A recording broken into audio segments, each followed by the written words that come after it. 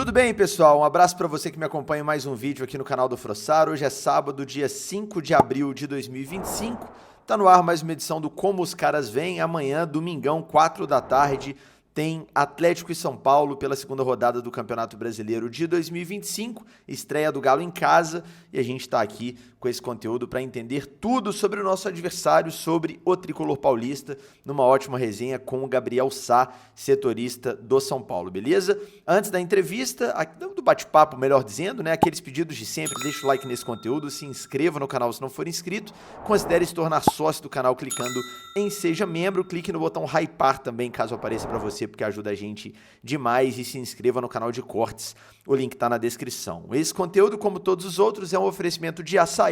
A bola está rolando e se tem uma coisa que o brasileiro gosta mais do que torcer pelo seu time, é economizar nas suas compras. No Açaí Atacado e Varejo, você encontra os melhores produtos com qualidade, variedade e preço baixo para torcer junto com a sua família e com seus amigos. No Açaí, torcer e economizar sempre dá jogo. Pensou futebol, pensou Açaí, o atacadista oficial do nosso futebol. Hora então de bater um papo com o Gabriel Sá, setorista do São Paulo, sabe tudo do Tricolor. Gabriel, da Arquibancada Tricolor, já apareceu ano passado aqui no canal do Frossar, nesse mesmo quadro, Como os Caras Vêm, que é um dos quadros preferidos aí de vocês, para a gente entender como chega o adversário do Galo. Neste domingo tem Atlético e São Paulo no Mineirão, típico horário de Brasileirão, 4 da tarde, famoso jogo da TV. E bora conversar com o Gabriel aqui para entender como chega o Tricolor para esse jogo. Gabriel, primeiro um abraço para você, obrigado mais uma vez por topar participar desse quadro com a gente. Queria primeiro um resumão assim, da temporada do São Paulo até aqui, né? Semifinal de Paulistão, começou bem na Libertadores, né? Com a vitória lá em Córdoba sobre o Tadieres por 1-0, estreia no Brasileiro, aquele empate com o Sport. Como é que o torcedor do São Paulo está olhando para esse momento e para a temporada até aqui? É uma temporada dentro do esperado, abaixo, acima? Como você avalia? Mais uma vez, muito obrigado. Fala, Frossato, rapaziada, prazer estar com vocês aqui para falar de Galo e São Paulo. Da última vez deu sorte para vocês, né? Por isso acho que fui chamado novamente aqui para a gente bater esse papo. É um São Paulo, Guilherme, que de fato assim chega num ano já um pouco conturbado. Teve o seu estadual, né? Já vinha de uma última temporada conturbada, muito pela queda nas Copas, tanto na Libertadores para o Botafogo, tanto na Copa do Brasil para vocês, né? Então foi aquele um sentimento de dor muito grande para o São Paulino, né? Porque a forma que caiu não foi bacana, o Zubeldia já foi questionado. Aí começa o ano, tem aquela palhaçada do FC Series, aquela coisa ali, né? Amistoso, nada muito sério, ainda empata os 2 jogos, e aí vai pro estadual. E aí, cara, Paulistão, você sabe muito bem que é um nível muito acima, né? Tem de fato uma competitividade muito grande, e o São Paulo cai num erro de arbitragem que a gente tem que falar, não é choro, é um fato, um erro de arbitragem muito grande que foi o pênalti marcado para a equipe do Palmeiras, né? E aí gera muita polêmica, mas o desempenho do São Paulo é o ponto central que gera críticas. Empata contra o Sport na estreia do campeonato, vence o Tadieres por 1-0, mas não convence tanto em desempenho. Já uma fase mais estável, depois de vencer em Córdoba, fica de fato uma boa impressão para o torcedor, alivia um pouco a pressão que tinha o Zubeldia, mas em bola jogada ainda é um time que está devendo muito, Gui. Perfeito. A gente vai falar de desempenho, o que está funcionando, o que não está funcionando nesse time do São Paulo, mas você tocou no assunto da FC Series, confesso que nem estava aqui no meu roteiro, não, mas é uma boa pergunta aqui. Como que bateu isso aí na imprensa paulista como um todo e também na imprensa especializada de São Paulo, na torcida, que teve aquela declaração da Leila do lado do Palmeiras, é para dirigente passear. Eu, particularmente, aqui do lado do Galo, fui um crítico, porque o Atlético viajou, começou o Mineiro com um time só de garotos, não conseguiu vencer as 3 primeiras rodadas, os caras, principal time, o Cook, enfim, voltaram dos Estados Unidos com obrigação praticamente de ganhar todas para classificar, acabou que deu certo, classificou e foi campeão mineiro, mas eu fui crítico, assim, não vejo tantos pontos positivos nessa excursão, né? Qual que é a sua opinião e como foi a avaliação da torcida do São Paulo sobre essa viagem? Cara, gerou uma crítica, porque o São Paulo vinha de um ano que precisaria de ajustes, né? O próprio Zubeldia não teve pré-temporada, então seria importante para ele ter esse começo de ano para trabalhar, mas foi um acordo que foi fechado antes, né, com a organizadora, e aí a FPF divulgou que o seu estadual seria antecipado também, né? Foi assim com vários estaduais, e isso acabou prejudicando. O São Paulo jogou, inclusive, um jogo domingo contra o Flamengo, e jogou na segunda-feira, teve que mandar parte do elenco que estava na Flórida para jogar em Ribeirão Preto, então foi uma bagunça no calendário, e já começou o ano com essa pressão também, né? Então, eu acho que é mal avaliado do ponto de vista esportivo, é um certo prejuízo para as equipes, mas do ponto de vista de grana, financeiro, cara, não dá para falar que não, né? Porque o São Paulo hoje é um time que tem quase 1 bilhão de dívida, né? Então, precisa de fato desses ups financeiros. Eu particularmente não gosto, acho que você consegue fazer uma pré-temporada melhor trabalhada em casa, né, fazendo jogo-treino, jogo amistoso, faz mais sentido fazer isso no Brasil, mas foi uma viagem que rolou, eu estive lá cobrindo o São Paulo, em termos de evento é muito bacana, eu falei palhaçada no começo, porque você, assim, não, vira um jogo festivo, não é um jogo sério, não é uma partida que você tem um nível de competição onde você pode avaliar um começo de ano, mas eu acho que isso prejudicou o início do Zubeldia na temporada, principalmente pelo fato de não ter esse tempo de treino com todo esse elenco, né? E isso acaba sendo algo mal planejado pelos clubes e também com os seus próprios estaduais e o Paulistão aqui, para o São Paulino principalmente, a gente parece chato, parece que a torcida é chata, mas assim, o estadual paga muito bem, o Paulistão é muito importante para o torcedor e é um São Paulo que também chegou na mesma situação, precisava vencer os jogos para não ter complicação, isso é algo ruim, né? No começo do ano você já está acelerado, corrido, acho que não faz bem para a temporada, não. Sem dúvida, concordo. Agora entrando no assunto time, assim, campo e bola mesmo, e o Zubeldia, né? A gente estava conversando aqui em off, antes de gravar, você já estava meio incomodado com o Zubeldia aí, com algumas críticas aí. Queria te ouvir, cara, assim, o que é que tem funcionado nesse time do São Paulo? O que é que você olha para o time e fala, cara, isso aqui é bem treinado, bem executado, e o que tem incomodado o torcedor e a sua avaliação do trabalho dele, do treinador especificamente até aqui? Eu acho, Gui, que assim, quando você olha para o tabela de Zubeldia, você tem pontos enfim, considerar que ele teve uma evolução que não são apenas culpa dele, mas o coletivo em si, acho que é o ponto central, né? O coletivo do São Paulo depende muito de um talento individual, ou do Lucas ou do Oscar, né? Então, quando não tem esse jogo mais, assim, diferente, sofre mais o São Paulo, principalmente o meio de campo do São Paulo vem sofrendo bastante, a zaga tá bem postada agora, ele usava 4-2-4, e aí era algo que era bastante questionado, né? Porque o São Paulo tinha jogos instáveis defensivamente, depois ele tomou 3 gols, né, do Velo Clube no Paulistão, e aí viu que era hora de mudar, mudou para 3-5-2, joga hoje com 3 zagueiros, que são 3 zagueiros bem postados, né? O Alan, o Arboleda e o Ferrarese, então deu mais solidez aí na parte da zaga, mas esse meio de campo ainda é muito esburacado, e a criação do São Paulo tá, de fato, bastante decadente também por esse espaço que fica no meio de campo, né? Depende muito dos alas, que hoje são o Cedric Soares e o Enzo Dias, que vem de uma sequência boa de partidas, mas não conseguem fazer tudo no jogo, e é um time que, cara, assim, tá um pouco espaçado, parece que não tem uma sincronia muito grande, uma harmonia muito grande para a temporada. É um time que não joga aquele futebol vistoso. Venceu em Córdoba, que é um grande resultado, vencer na Argentina vai ser sempre enfim, grande placar, um grande jogo, ainda mais em Córdoba, Tadjeres, que não é fácil, a gente nunca tinha vencido, mas é um ponto importante de desempenho. Em bola jogada, é um time que ainda depende muito do Lucas e do Oscar, e ambos devem estar fora contra o Galo, né? Então, esse é um ponto importante também, porque o São Paulo hoje tem o próprio Jonathan Calleri como centroavante que está numa fase ruim, então tem muitos ajustes a serem feitos dentro desse elenco também de desempenho, mas o coletivo me parece não funcionar da forma esperada, e isso gera críticas, por óbvio, do torcedor, Gui. A gente vai entrar na escalação do jogo do Galo especificamente, né, do jogo contra o São Paulo, mas antes, assim, você falou do Zubeldia, né? Eu brinco que o treinador chega e se ele perde o primeiro jogo, já tem uma parcela da torcida, pode ser pequena, mas já tem uma parcela que é fora fulano, né? Então, certamente existe uma parcela na torcida do São Paulo fora Zubeldia e uma parcela fica Zubeldia, imagino eu. Como é que está essa proporção hoje? É mais gente querendo que ele saia? É mais gente, né, defendendo a quantidade do trabalho? Como está o prestígio dele com o torcedor? Eu diria que é um 70-30. Tem muito fora Zubeldia, mas tem ali aquele 30% que ainda gosta do trabalho dele, que ainda apoia, porque o São Paulo ter vencido em Córdoba reacendeu muita gente que está favorável ao trabalho dele. Eu acho que tem muita coisa da arquibancada, Twitter e Instagram, né, que são públicos até de torcedor, perfis que são um pouco diferentes, né? O Twitter é quase 100% fora Zubeldia, por ser uma rede mais crítica também, né? Então você conhece muito bem o Twitter, você sabe que tem um lado mais crítico. O Instagram, acho que tá aquele 80-20, e na arquibancada diria que tá um 50-50, né? Então tem uma diferença desse perfil de torcedor. Ele foi vaiado como nunca tinha sido antes contra o Sport no empate, mas ele tem essas oscilações, né? Hora ele é aplaudido, hora ele é vaiado. Eu acho que tá bastante uma divisão ainda no público que vai para o estádio e que vai fazer manifestações no estádio, tanto a favor quanto contrária, né? Então, acho que tem uma divisão, mas é uma torcida que tem seus pontos, né? Quem, enfim, defende ele, defende que tem que ter continuidade, que não dá para mudar, e que o time tem peças individuais que não favorecem o trabalho dele, né? Então a gente teve aí 18 saídas para a temporada, isso é algo que pesa nessa crítica, falam que teve elenco curto, que ele não tem peça para trabalhar. Quem é favorável à saída fala que ele não consegue extrair, né, os seus jogadores, e fala principalmente do uso da base, que ele não usa muito bem a base do ponto de vista dos críticos, né? Então eu acho que está bem, essa crítica muito assim dividida, principalmente nos estádios, Gui.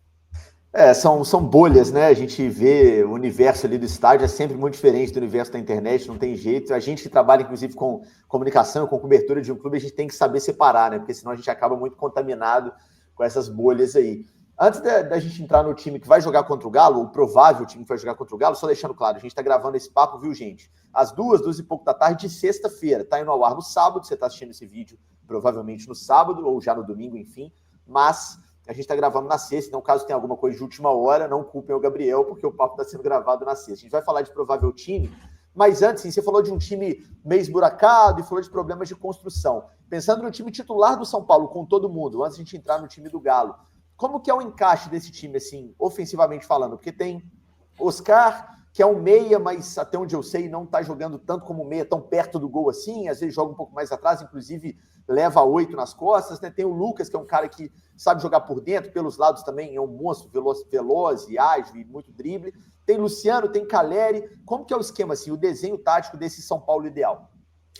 Esse é um ponto, né, Gui? Porque ele começa o ano com 4-2-4, tentando encaixar aquela ideia que parecia um pouco utópica, né, do quarteto mágico, com Luciano, Oscar, Lucas e Caleri, e aí, enfim, era um time ainda mais exposto para esse meio de campo. Depois ele percebe que ele, enfim, precisaria tirar um do quarteto, tira o Luciano, então, ele saca o 10 do time, deixa, então, Oscar, Lucas e Caleri. Hoje, um time base é um 3-5-2, né, que tem o São Paulo. Então, 3 zagueiros com Arboleda, Lanfranchi, Ferrarese ou Sabino, vem jogando no gol Rafael, por óbvio, né, que é o nosso goleiro titular por aqui. Na direita, Cedric Soares ganhou seu espaço, veio ali também da Europa, estava livre no mercado depois de sair do Arsenal e vence, né, enfim, a sua concorrência com o Igor Vinícius, que começou o ano muito mal. Na esquerda, Enzo Dias e o Wendel também estão intercalando. Meio de campo, aí que é um ponto central, porque o Alisson é o nosso motor primordial, né? Ninguém quer perder o Alisson no meio do campo, mas o Maia machucou mais uma vez, né? Ele vinha de um ano já muito complicado com uma questão também de lesão, então fica uma temporada fora, voltou, jogou 4 jogos e já machucou mais um ano fora de novo, né? Então tem apenas Luiz Gustavo, que é um meia mais veterano, tem aí mais de 35 anos, né? Então já é um meia mais experiente, que não tem tanto essa correria. Meia central é o Oscar, e aí ele vem jogando então com Lucas e Caleri na parte da frente, tentando fazer uma triangulação, onde o Caleri vem jogar muito fora da área, e isso tira também o seu privilégio de fazer gols, né? Ele joga fora da área, e isso também o prejudica de certa forma, e o Lucas é o cara que é o motor do time, né? Ele consegue arrancar, consegue fazer o jogo. Um ponto que ainda tá pegando é a forma que ele usa o Oscar, porque o Oscar cai ora pela esquerda, ora pela direita, e ainda não conseguiu ter esse papel protagonista em certos jogos, né? Então, ele fica escondido em meio enfim, marcação em certos jogos. Isso é um ponto preocupante para a temporada também, mas eu acho que a principal mudança tática foi tirar o próprio Luciano, enfim, desse time ideal que ele enxerga para a temporada, e agora ele fica com opção no banco para um segundo atacante, né? Então, é algo que ele está tentando, e tem o próprio André Silva no banco de reservas também, centroavante reserva, que fez mais gols, né, do que o Caleri no Paulistão, e cria uma sombra também para o camisa 9. O Alisson no São Paulo virou volante mesmo, é um volante, assim, porque no Cruzeiro, a gente lembra, a gente viu ele aqui como rival, era um atacante, sim, era um jogador bem mais ofensivo, jogava até pelo lado do campo, sempre foi um cara tático, né, que sabe preencher espaço, sabe marcar, mas era muito mais agressivo. No São Paulo é volante. Ele é totalmente volante, escolha, descoberta do filho do Dorival Júnior, né? O Lucas Silvestre descobriu essa posição do Alisson totalmente e virou um outro jogador, né? Ele como ponta, caindo pelo lado, ele era xingado pela torcida, ninguém gostava muito do Alisson, né? Depois que ele teve essa transição, é um jogador primordial, fez o gol da vitória diante do time do Tajeres em Córdoba, né? Então ele chega também na entrada da área, consegue ter os chutes também que ajudam o time do São Paulo. É um jogador que para mim é o principal desse meio de campo, e sem ele o São Paulo perde muito, como já perdeu na última temporada. Perfeito. Agora entrando no jogo de domingo propriamente dito, assim, né? Pensando, vou te pedir a escalação provável, mas antes, quem que tá fora? Você falou aí, Oscar, Lucas.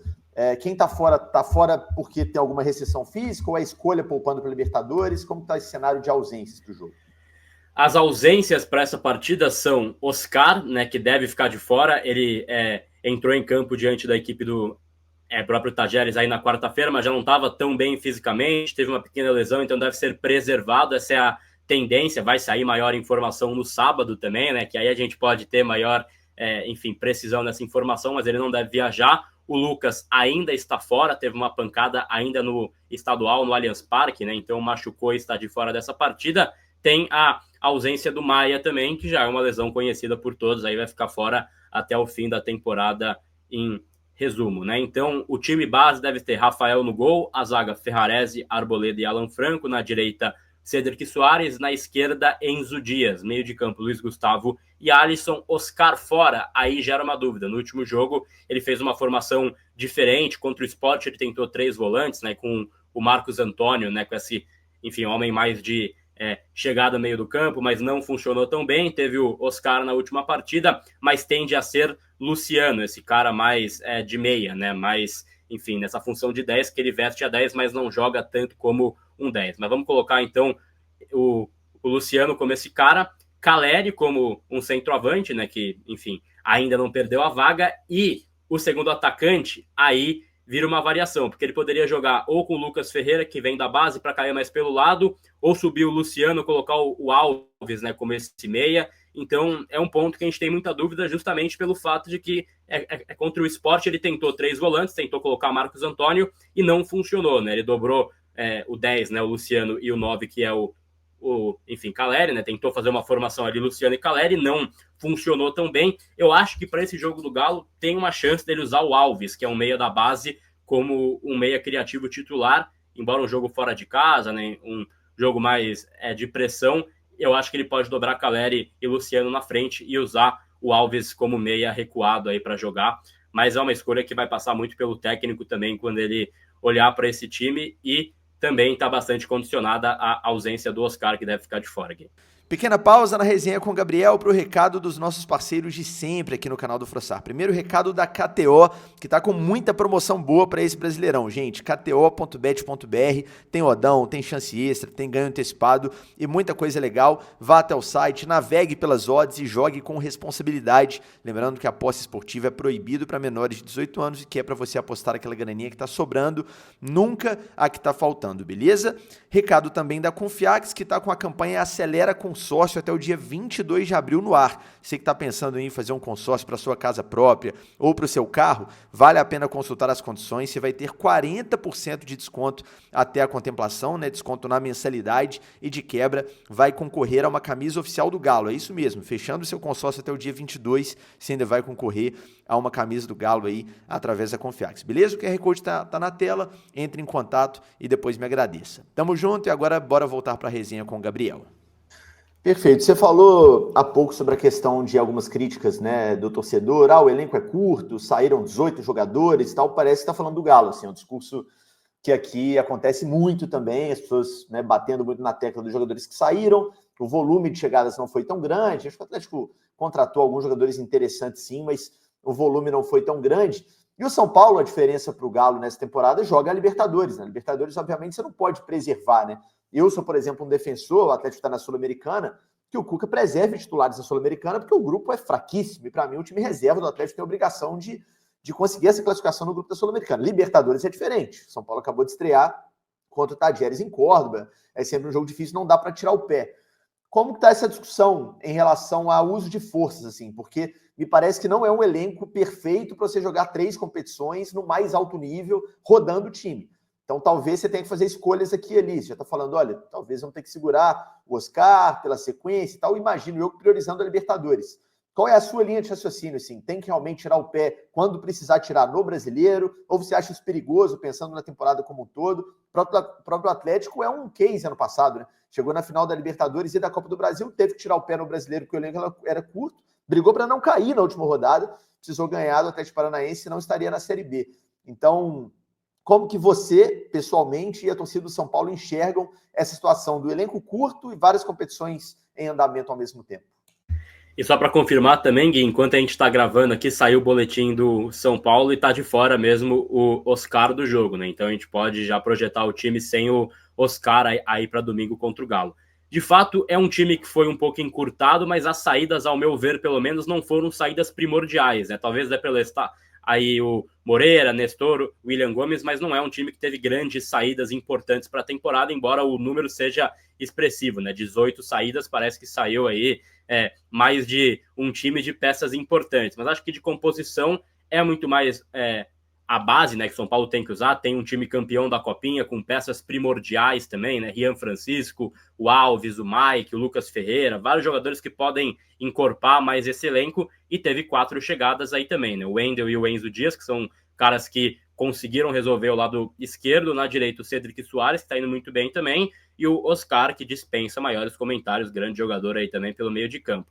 Eu acho que é um time que mais uma temporada vai brigar apenas pelas Copas, né? Não tem força para chegar para brigar pelo Campeonato Brasileiro. Acho que o Galo também passa por uma fase um pouco parecida, né? Então as Copas o mantra que a gente vai ter aqui, né, no São Paulo, porque acho que é a única saída que tem para a temporada buscando títulos, e por isso era tão importante o Paulistão. E o choro, né, que foi falado por muitos, ele aumenta também por isso, né, porque o São Paulo tinha totais condições de sair campeão paulista e foi prejudicado por um erro da arbitragem no jogo, né, então isso interfere até na temporada como um todo, mas acho que é um time muito mais para Copas do que pontos corridos, e vai ter que priorizar Copas, né. Acho que esse papo, Gui, de que vai ter que olhar Brasileirão, ele dura muito pouco, ele é muito teórico, porque na prática você tem um jogo de Copa Libertadores, cara, você não vai usar time reserva, você não vai usar um time misto, né? Você vai sempre usar força máxima nas Copas, querendo ou não. Então, é um ponto que para mim, eu entendo quando tem uma discussão,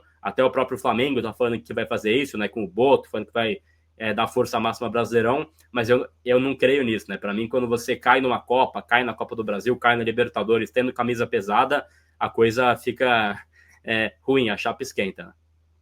Pensando na janela, assim, você falou, né, foram muitas saídas, nem todas tão relevantes assim para o time, alguns caras que já não vinham sendo muito utilizados, por aqui rolou algo parecido, mas pensando nas chegadas, assim, o torcedor cobra mais reforços, acha que a janela foi insuficiente até aqui, e já emendo essa pergunta numa outra, em relação ao momento do São Paulo como clube, como finança, é um clube que ainda não é SAF, vê, por exemplo, um rival que é o Palmeiras injetando, né, dinheiro para compras multimilionárias, levou, por exemplo, o Paulinho do Galo numa transação que é a maior da história, né, de 2 clubes nacionais ali, pelo menos a maior venda do Galo para outro clube brasileiro. Então, como que funciona o torcedor do São Paulo nesse cenário? Ou a galera entende o cenário do clube, sabe que há muita dívida, sabe que é complicado, entende que não dá para contratar quanto gostaria?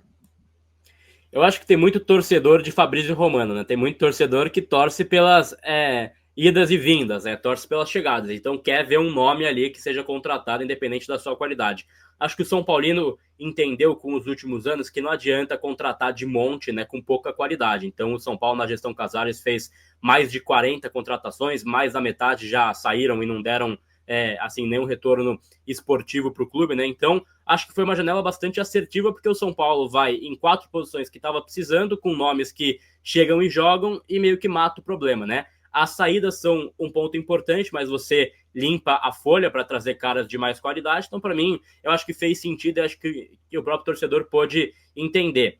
Tem uma parcela que acha que está curto esse elenco, mas para mim passa muito pelas escolhas do técnico, né? Então, entre contratar, com todo respeito, um Eric, né, para jogar como ponta, usa o Lucas Ferreira, que é um jovem da base, né? Então, acho que o São Paulino começou a entender um pouco mais isso também, né, de que vale mais usar a base para compor essa terceira opção, essa segunda opção, e vejo que é uma janela muito mais acertada por parte do São Paulo, com as vindas, pelo menos, aí, né, 4 contratações que chegam, jogam e não deixam nenhum torcedor insatisfeito, pelo menos até o momento, né, Gui?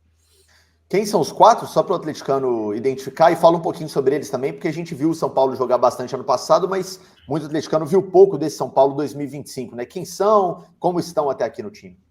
O Cedric Soares pela direita, né, que veio aí do Arsenal, livre no mercado, campeão da Eurocopa por Portugal também, vinha de um ano parado, o contrato era de 3 meses, mas já convenceu, vai ficar até o final do ano, jogador que tá bem também, fisicamente, né? Tem o shape, né? Consegue cuidar bem da saúde, tem ali aquela vitalidade. Então é um cara que vem jogando como titular na vaga do Igor Vinícius. Na esquerda, o Wendel, que estava no Porto também, já passou pelo Bayer Leverkusen, seleção brasileira, vem também, né, com a sua forma física, estava com o Porto, né, pouco utilizado, então agora vem ganhando seu espaço no São Paulo.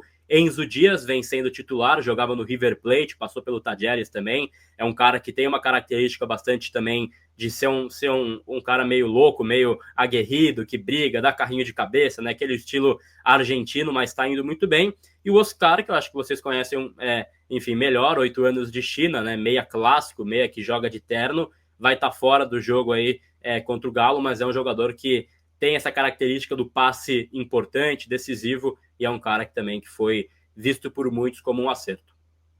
Excelente. Uma pergunta que eu sempre gosto de fazer, porque é um cara que jogou aqui e me parece, pelo menos vendo de fora, incontestável no São Paulo. Rafael segue tendo muito prestígio, assim, é o goleiro mais prestigiado pós-Rogério Ceni no São Paulo? Cara, muito. Ele renovou até o final de 27, com uma cláusula até o final de 28 também. Então tem um mérito muito grande pelo que ele conquista em campo. Ele é o goleiro titular.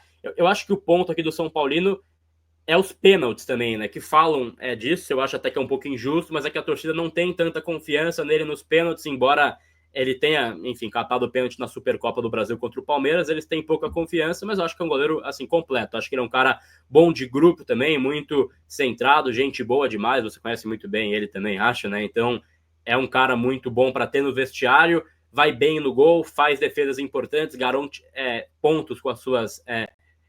defesa, garante, perdão, né? Pontos com as suas defesas. É um cara que consegue ter ali lances importantes, primordiais, cruciais. Então, ele vem muito bem. É um cara que é bastante elogiado. Eu acho que o ponto mesmo é mais o reserva, né? Que é o Jandrei, que aí quando não tem Rafael, tem Jandrei, e aí que gera uma desconfiança muito grande por parte do torcedor. Mas ele é um cara pronto para a temporada, mas caso você veja alguém pedindo mais um goleiro, não é pelo Rafael e sim pelo reserva.